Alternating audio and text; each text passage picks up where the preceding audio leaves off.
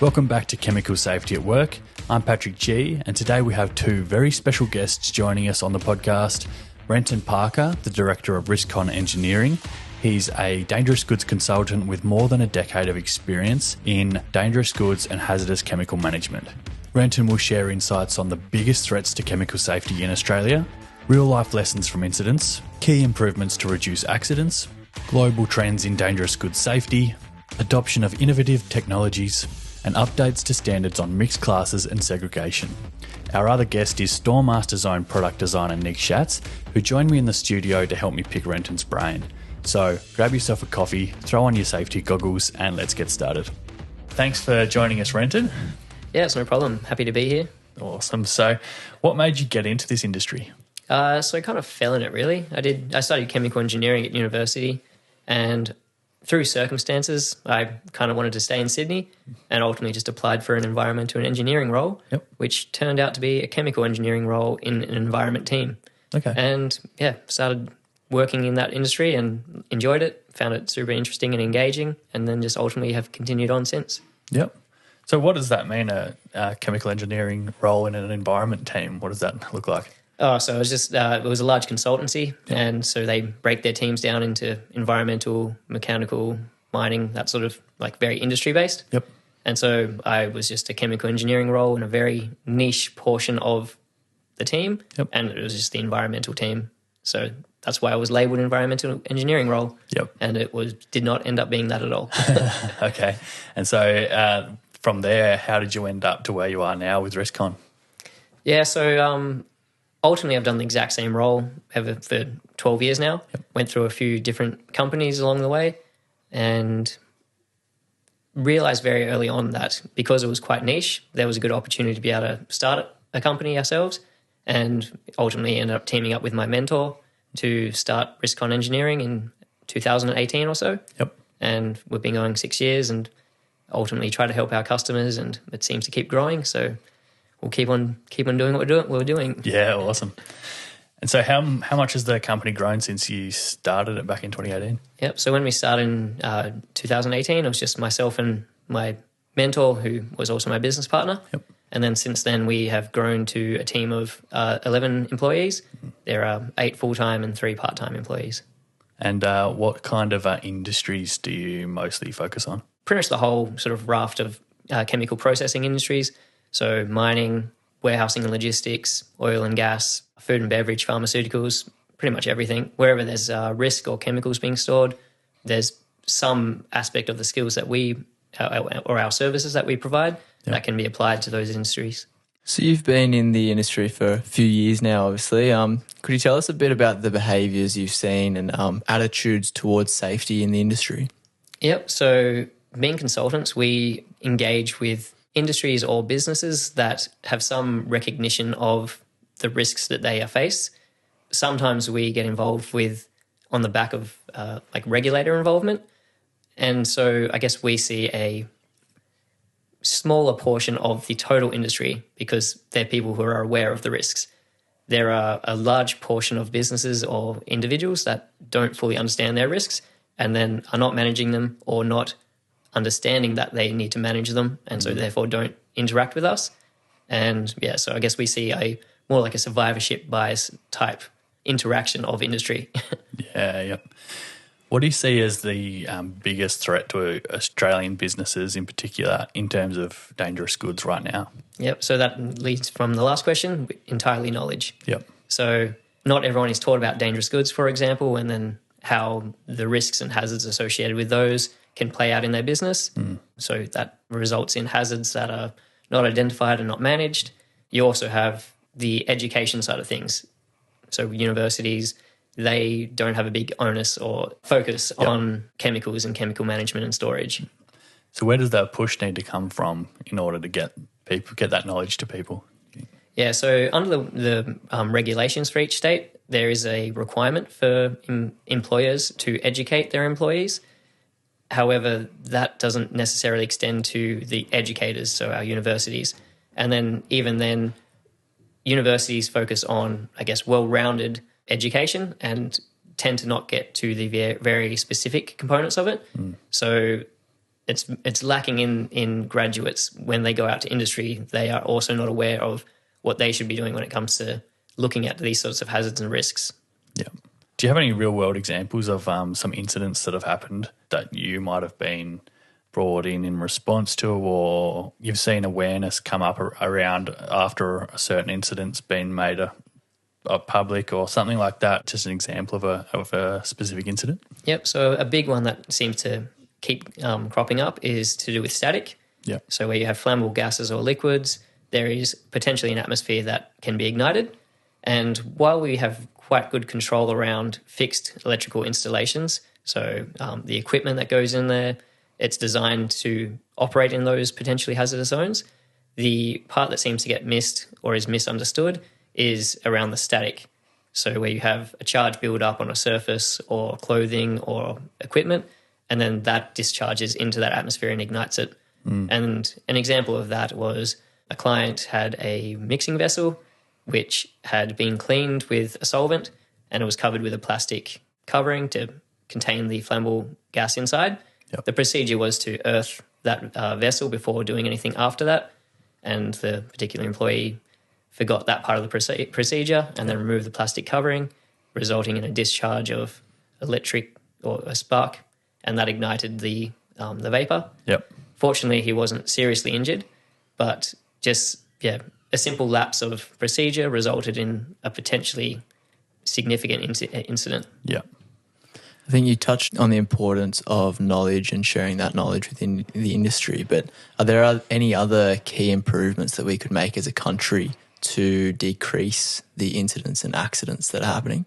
There most definitely is. However, I would like to acknowledge that there is a lot of regulators who focus on all these individual components, static, DG storage and handling, that they're already doing an exceptional job to help industry, and they are available for companies and businesses to engage with and actually get the help and assistance they have or they need.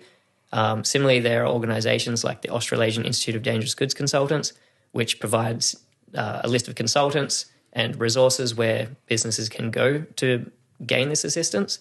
So ultimately, it's understanding what you don't know and then seeking a knowledge gap, finding a consultant, talking to regulators that will help you improve your safety within your own business and industry. Yeah, sure. And are you seeing much adoption of new technology or innovation in dangerous goods safety? Yep. So Stallmaster offers various cabinets, and particularly with battery charging. Batteries themselves have become quite ubiquitous. They catch on fire, and storing them appropriately is very beneficial. And so obviously Stallmaster offers a good solution there. Around electrical safety, that's very well understood. International standards are constantly being updated and developed to improve how the electrical equipment is being managed and minimizing those electrical hazards that occur around flammable atmospheres. But overall, unless there's a new technology coming out, for example, the new application of batteries or potentially hydrogen that may be developed in the future and becoming more spread out through industry, yep. The old innovations are still very applicable. Yep. The hazards are well understood. So it's more so like when there is a new industry, that's when the innovative safety procedures and equipment will come in.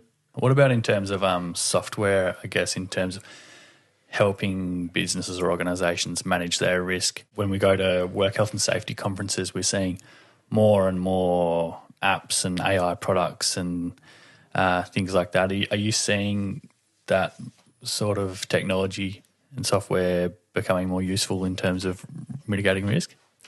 Potentially. It's definitely a better way of documenting your risk, but ultimately the first step that one needs to undertake is identifying that risk or hazard.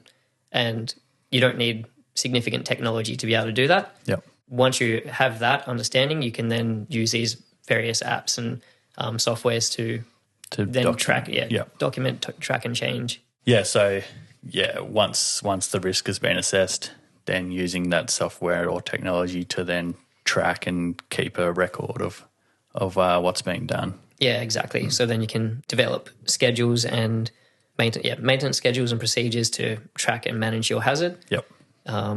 But yeah, in terms of the initiating points, Yeah. it's just a good understanding and having good knowledge of the materials you're using or the process that you're adopting, and going through a rigorous hazard identification at the start, and then following that through. Yeah, perfect. So in your business, how are you planning for the future in regard to DG and HazChem?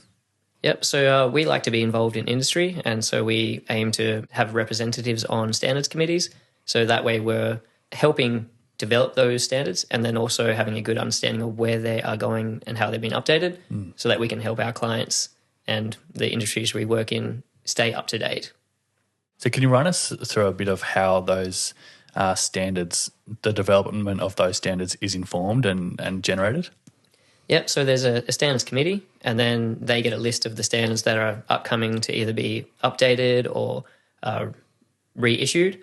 And if they then are selected to be updated, they form a committee of, like, a working group of consultants, people from industry, people involved in fire protection, essentially just a well-rounded group that has experience with the standard, and then has also experience with industry and how the standards have been applied. And the standard is just, you go through the standard and fix up things that are lacking or are not clear, and then as a group you kind of work through them. Yep. And then they get issued as a draft to allow industry and businesses to comment on. Yep. And then you go back through and address each of the comments that are received, and ultimately that results in the completed standard, which is then published and available for everyone to access. Yeah, great. So there has recently been an update to around mixed classes and segregation. What should people be aware of?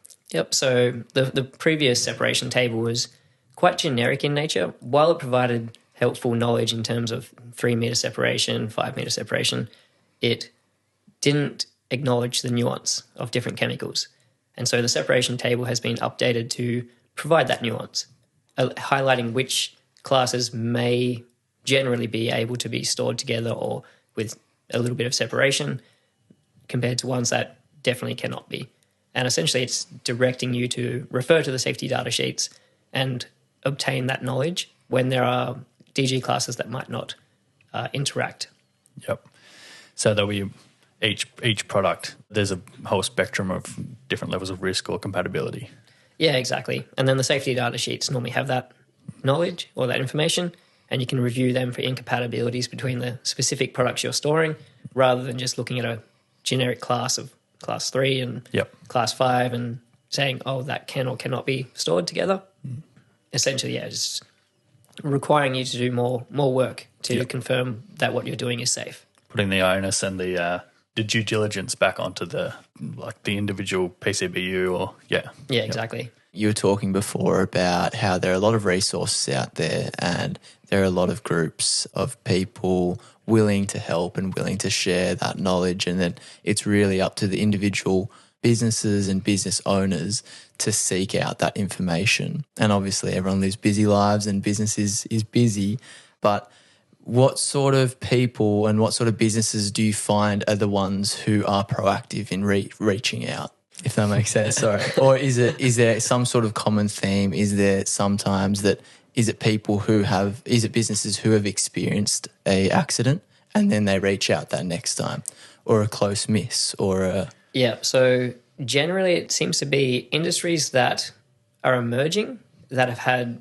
incidents at their sites, and then the regulator tends to do a sort of like an audit of those industries because they've identified that these things keep occurring. So they attend the sites, and then that is when there will be a big influx of people seeking advice from us. So some of the older industries, the knowledge is kind of well known and well circulated within the industry of the risk. It's kind of exactly well understood. Yeah. So what's 2025 got in store for RiskCon?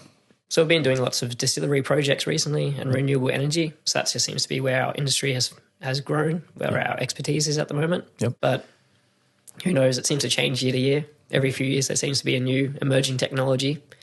And so we'll just see where the year takes us. Yep. Awesome. Well, thanks very much for joining us on the podcast. It's been great to have you. We've had your colleague Jason on in the past, so working our way through the whole company. So no, thanks very much. Yeah, no, it was great to be here. Thanks for the good questions, and hopefully it's been a good time.